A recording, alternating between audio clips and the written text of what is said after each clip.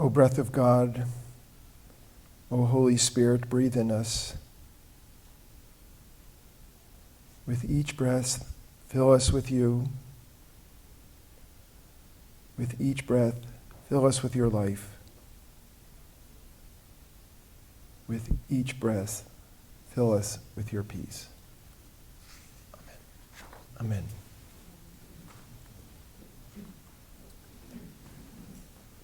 Okay, I just want to start with a brief word about interreligious stuff, since during our time here we're taking a look at the Christian mystical tradition, but we're looking at it in light of other traditions, so that in knowing something of them we'll know something more about ourselves.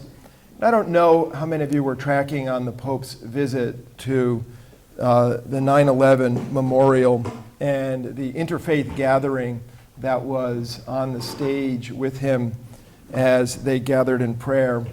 There's an interesting article in the New York Times about it, and some of the interesting parts of the article came from the bishop, the Roman Catholic bishop in Brooklyn, who was in charge of putting this event together.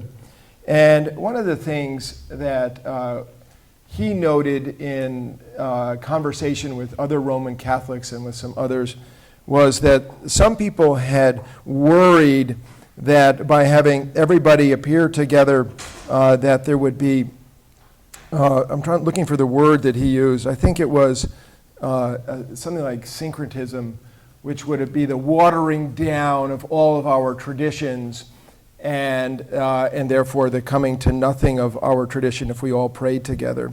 And he said that that was not the case at all, that he noted that there was no one common prayer that all of the great faith traditions share. And so that when faith traditions get together to pray, each prays within their own tradition, and the other is present to it. So for instance, Pope John Paul II, I believe it was 1986, called for a gathering for peace, and the place where they gathered for prayers for peace from the world's religions was Assisi, because everybody from all the world's religions could agree on the holiness of St. Francis of Assisi. And when they came together in Assisi, they gathered in a large gathering, and then each went to a different place in Assisi and prayed within their tradition. I want you also to note that the Pope spoke, and I think eloquently, about the need for us to understand the unity that we have in our diversity. He spoke about the need for all faith traditions to work for peace. He spoke for the need for all religious traditions, in some sense, regardless of its culture, to build something that breaks down ignorance of each other. You may remember that there was a rabbi who spoke and an imam who spoke, and the rabbi spoke about the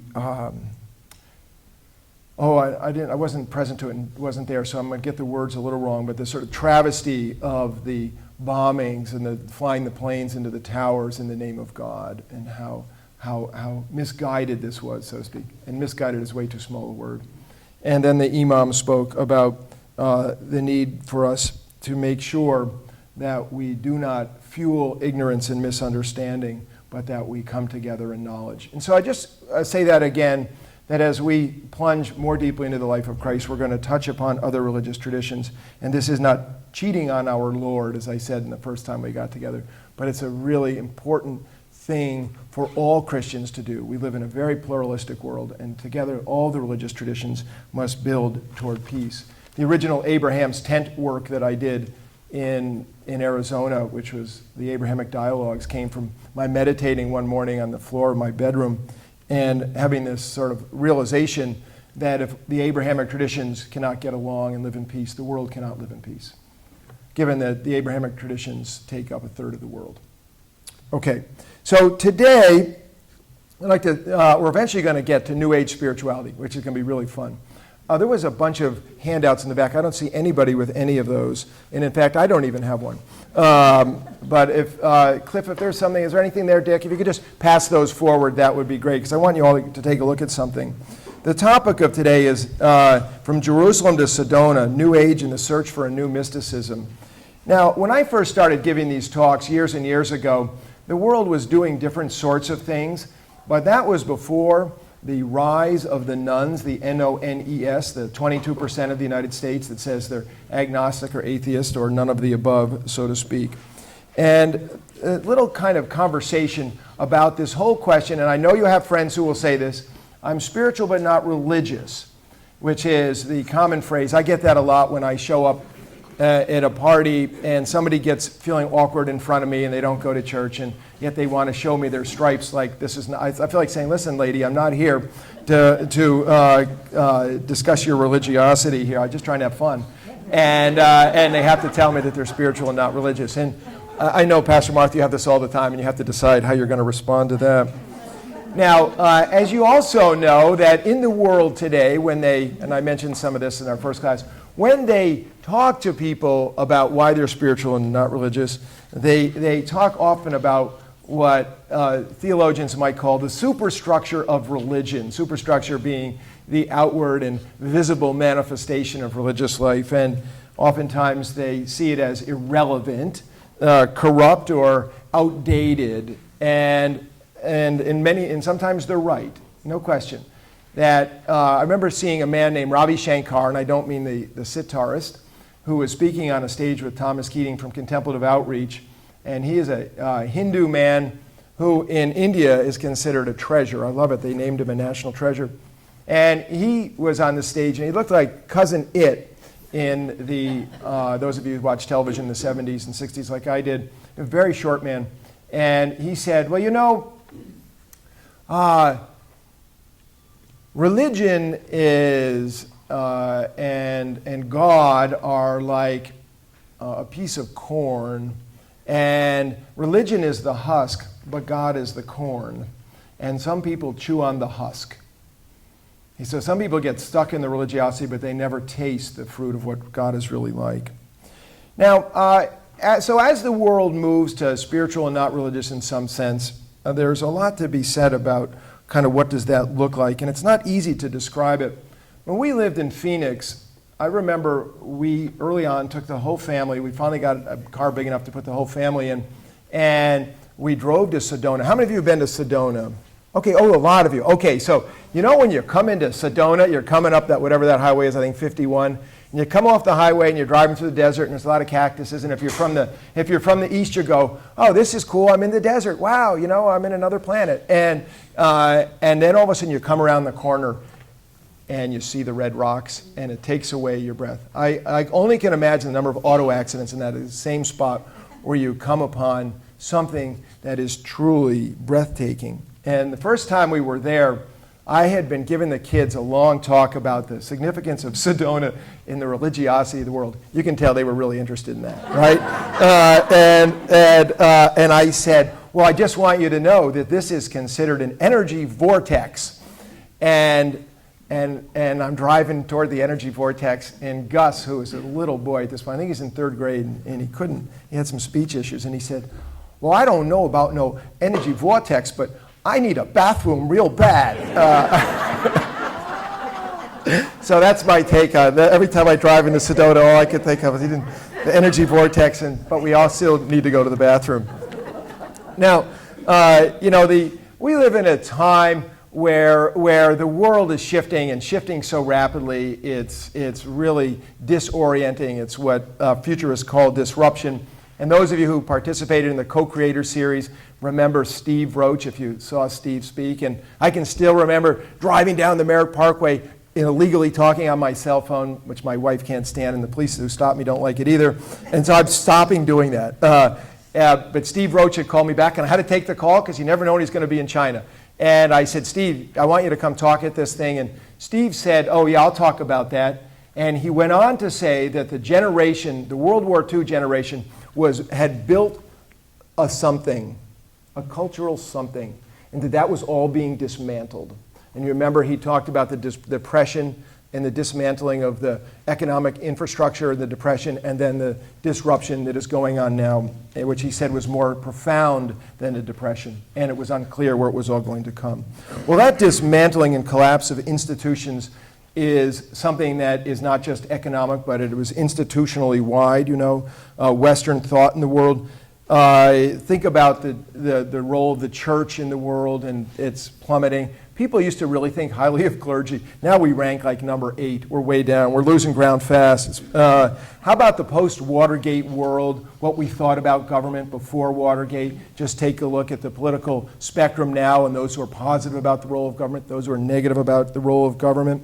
We had a whole question about the 60s and what happened with the 60s and the rise of individualism in the 60s and the breaking down again of institutions. I will tell you, in the history of St. Mark's, it follows the history of our culture. There was a time, and some of you were here, when the history of our culture was that everybody went to Sunday school, and our Sunday school had 200 kids in it, and it was booming and busting at the seams, and they did incredible things. Well, now if you poll the percentage of Americans that go to Sunday school, it's really quite small. Larger in the evangelicals, but for the most part, not incredible across any spot on the board. And also the rise of fundamentalism, the role of fundamentalism in Christianity, and the role of fundamentalism in the world. I just say it as I've said before, there's nothing more petrifying than a fundamentalist of any religion, okay, any stripe. And that the rise of fundamentalism, when interviewed, many of the nuns, the NONES, are leaving because they don't believe in the fundamentalist take on the religions that they have, the cultures they're living in. And this is where you get people starting to quote John Lennon saying, wouldn't it be great if there was no religion at all? Okay. So to our 22%. Now, let's have a little word about New Age. And what is the New Age where some people are? New Age, as it should have, New Age began in California. It spread quickly throughout the whole world. So you can find New Age spirituality all over the planet, and it's almost impossible to define. It is impossible to define. So it has no dogma or doctrine. But here is the bumper sticker that does it all. And this, used to see a lot of these. I don't see them so much anywhere, which is, my karma ran over my dogma. Okay? My karma ran over my dogma. That is the definition of New Age spirituality. Okay? In other words, the way I feel, it don't fit with the dogma, the doctrine. I don't get it, right? I mean, the Pope is contending with this right now as his karma, some of Roman Catholics worry that his karma is running over the dogma, which he has not done, by the way. Now, there's no central institution in New Age. There's no one leader. There are no committees, right? Dang.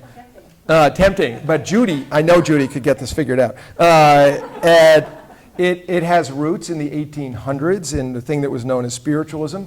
And Sir Arthur Conan Doyle, author of the greatest mystery novels of all time, stories of all time. He was one of these. There was the rise of the occult and what we now call esoterica, and the Theosophical Society.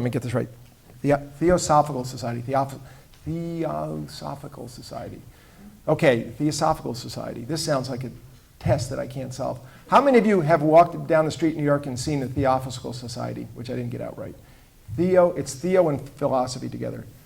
I thought I could say this, Theosophical Society. Anybody know where this building is? It's in the Upper East Side of Manhattan? Okay.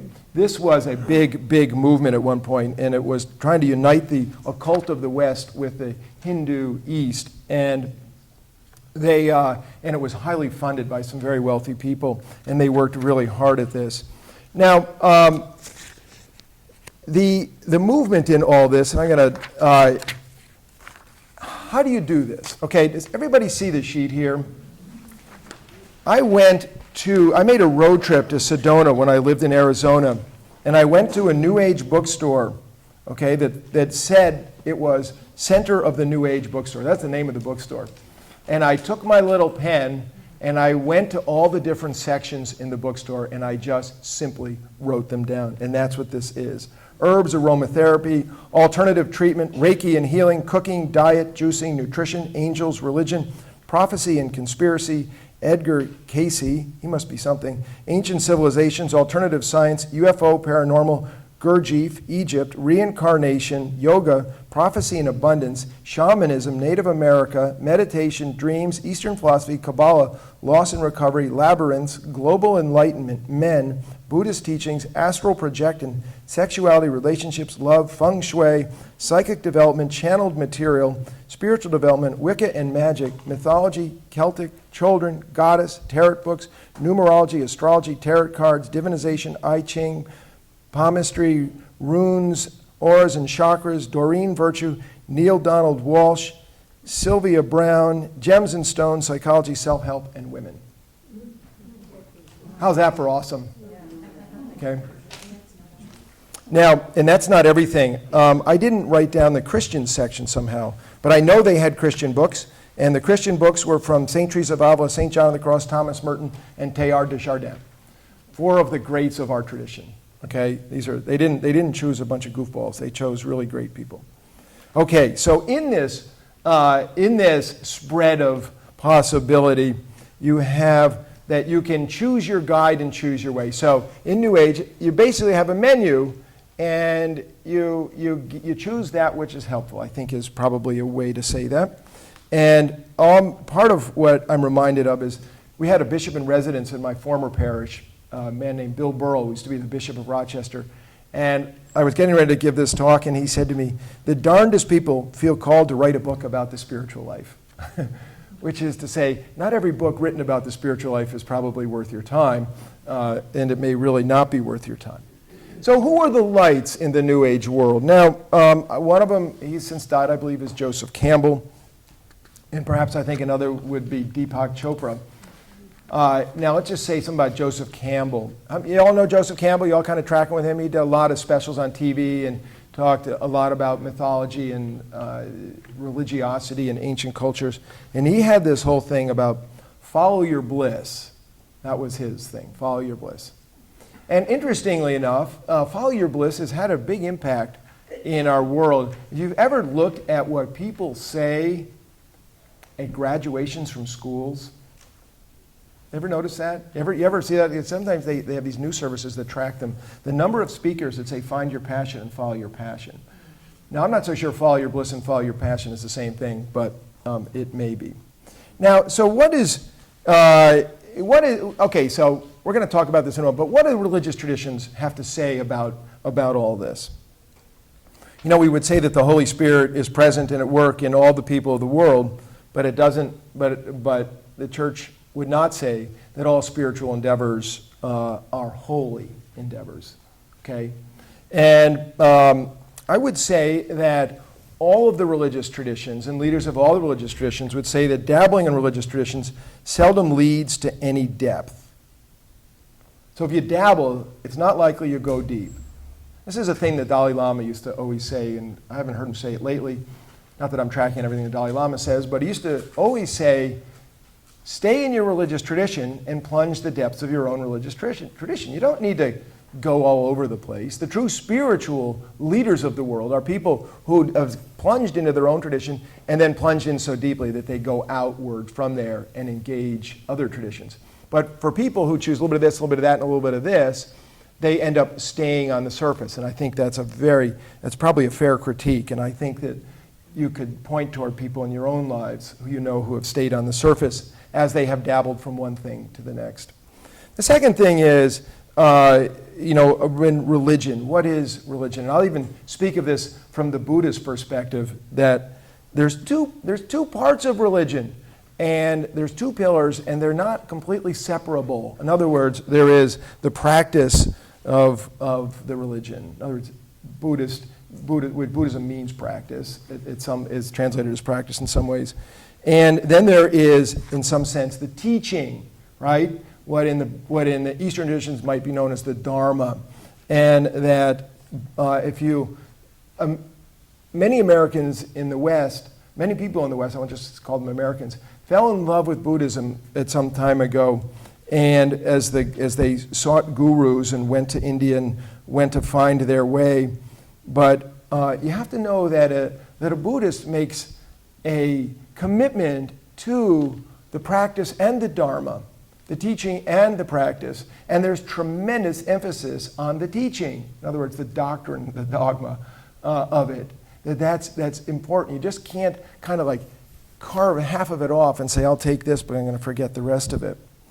Now, another critique that comes is that some of these traditions or approaches are seeking self-actualization or self-realization, and the purpose of religion is not that, but it is self-transcendence, self-transformation to something that transcends your preoccupations with yourself.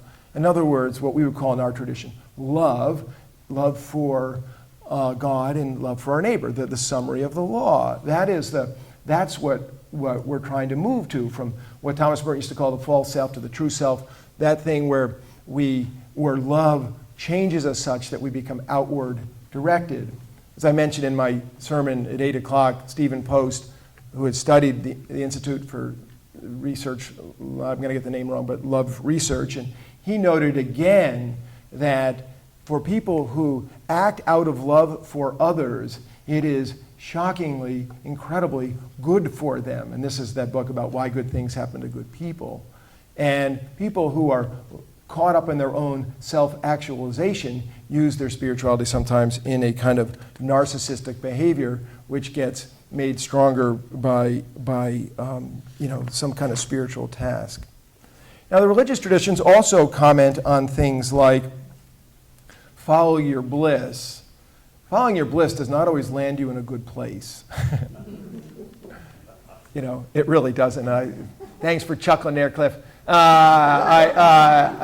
I can attest to following your bliss does not land you in a good place.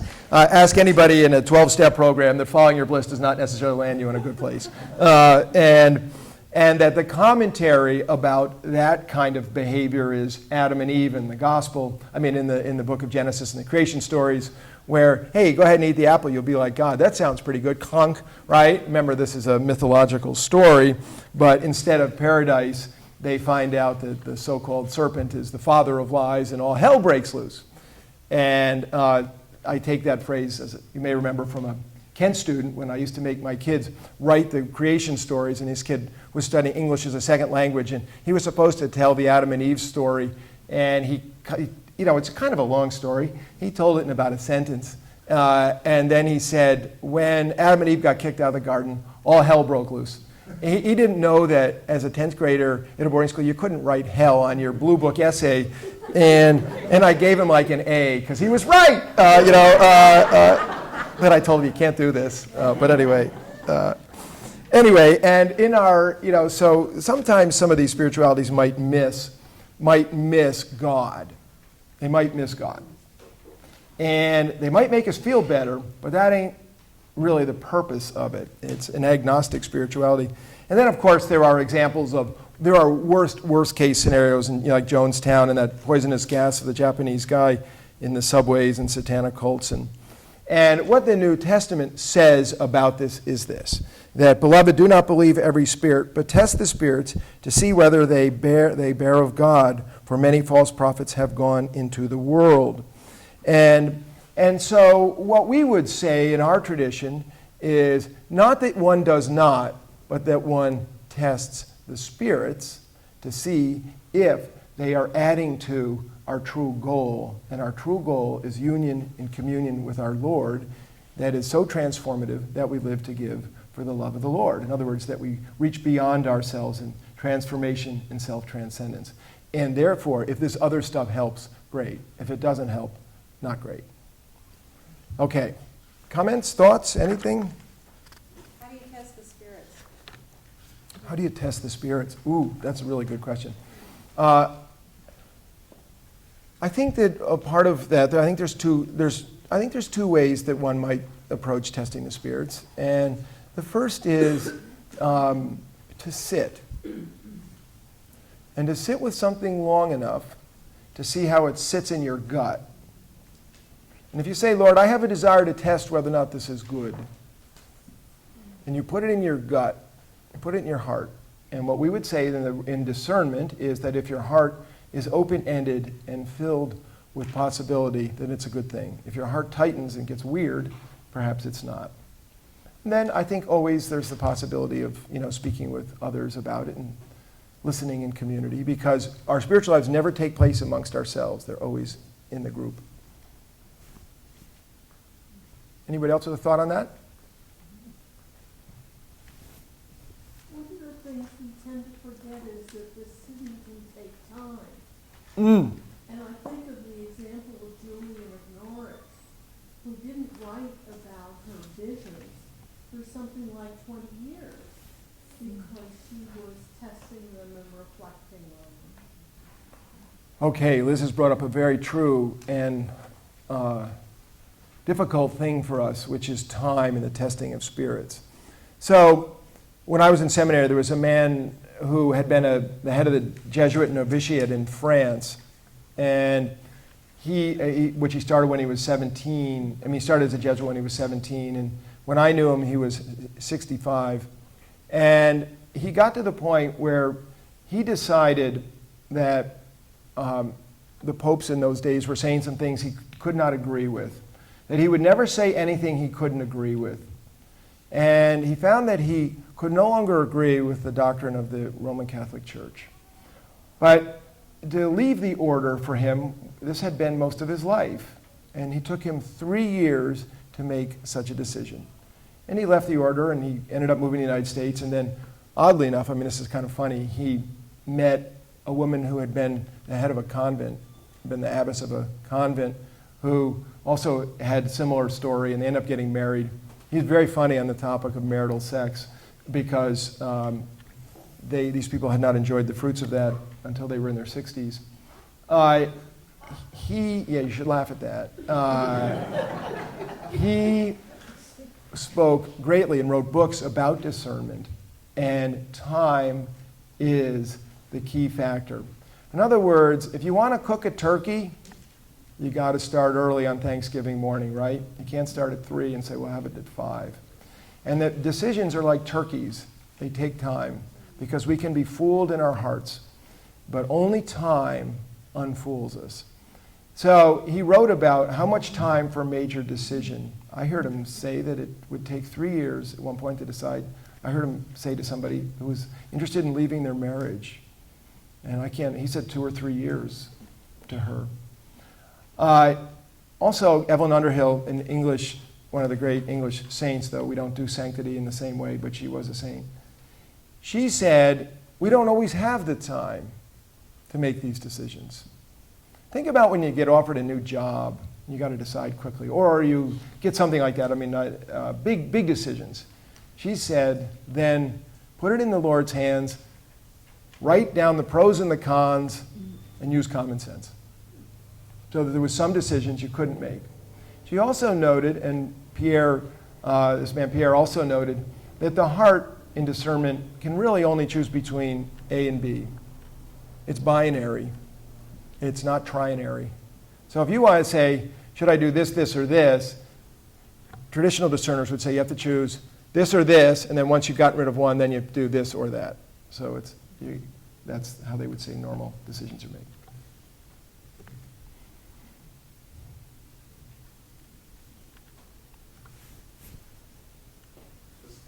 Random thoughts listening to your comments. And you mentioned self-actualization, karma.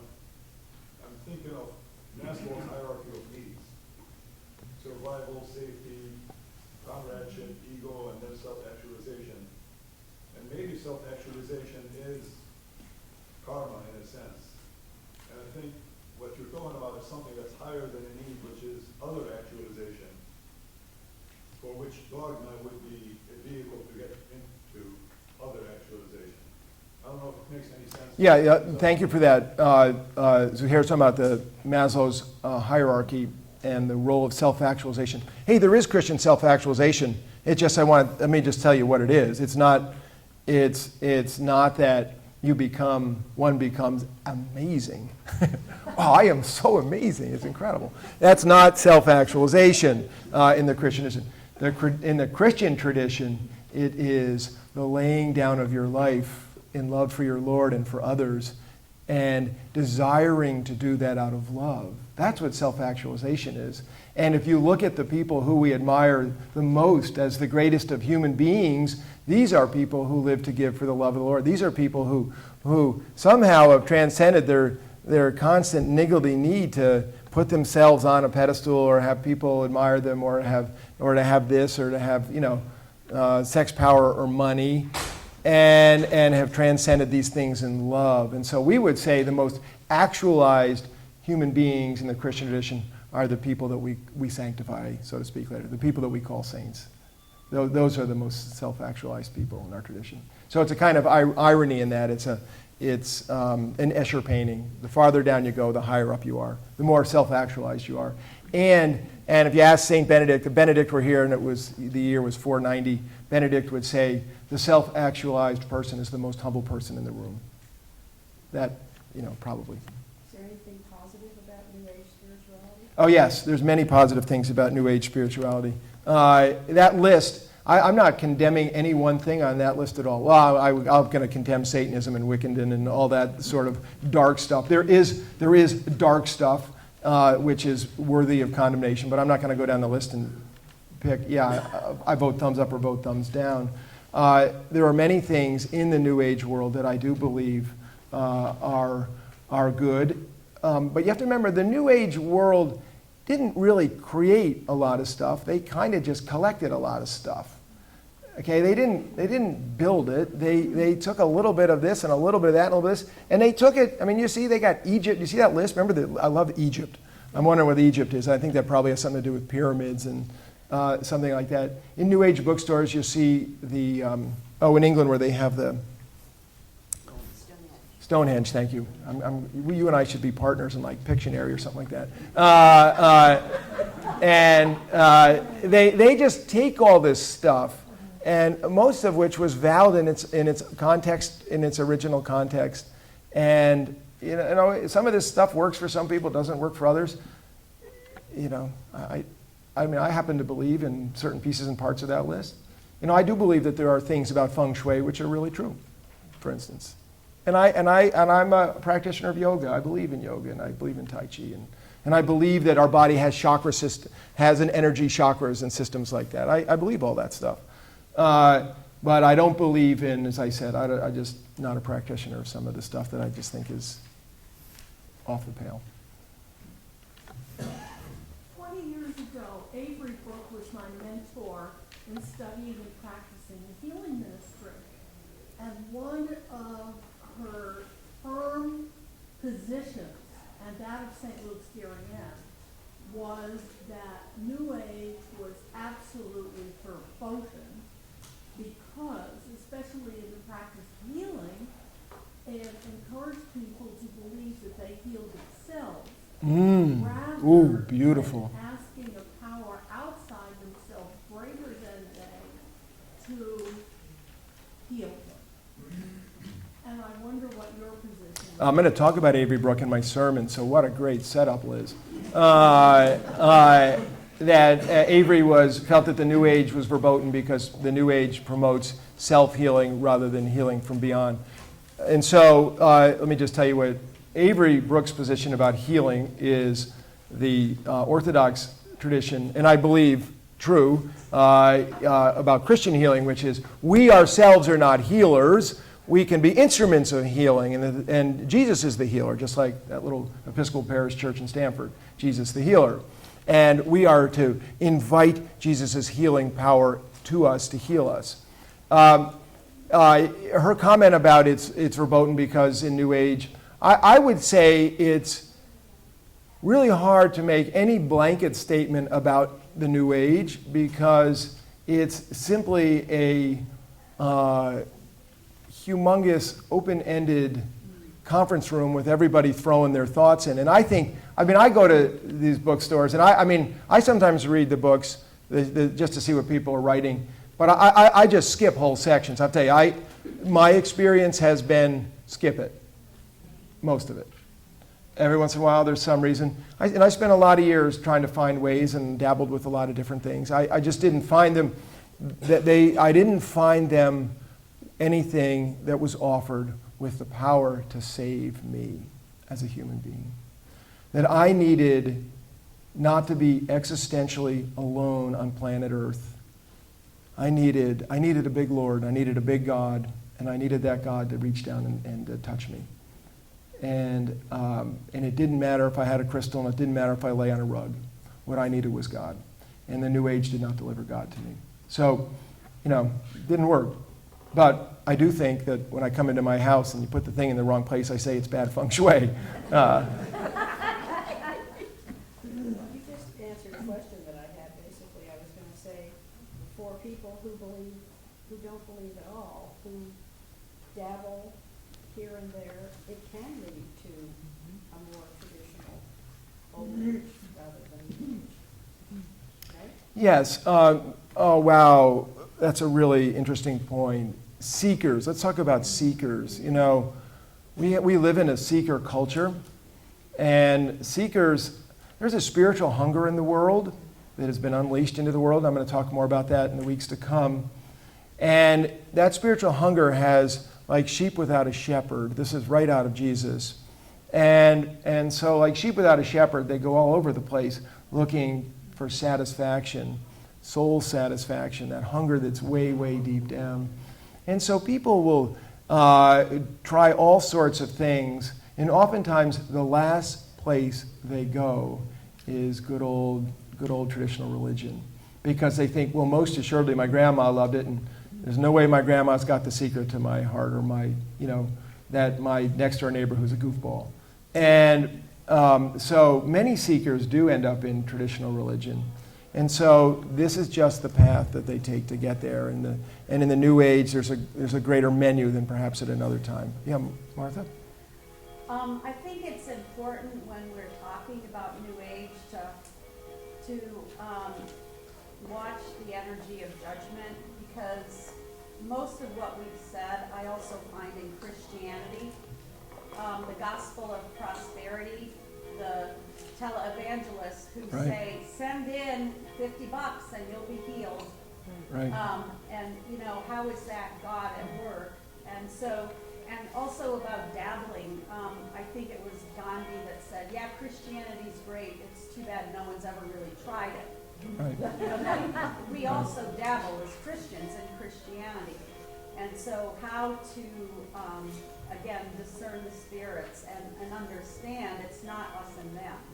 I just want to say amen to that again, and that's one of the reasons I'm avoiding trying to give a hardline answer about any of this. I think that we as Christians, have to bow down and bend a kneel before our Lord, because who amongst us is incredible in our devout, in our faith, in our knowledge. And I would say any honest critique of Christianity would be filled with tremendous head turning like this. And I would also say that that's the case for all world religions. That, as I mentioned here, all world religions are in crisis, and these are the human institutions of a divine being, and they are all flawed, and they are all missing the mark to some degree. But it doesn't mean that any of them miss the mark to the whole degree. And in the post-fallen world here, we're all trying to make our way, really. And so I do think that my answer is completely straight up ambiguous. But it's not ambiguous about Jesus, and it's not ambiguous about the power of the church. That I don't have any ambiguity over. I don't have any ambiguity about God on that front. But how all this all fits together, and I'm much more ambiguous. I don't know. Anybody with a final thought? Blessings upon you. God bless. Take care. See you all soon.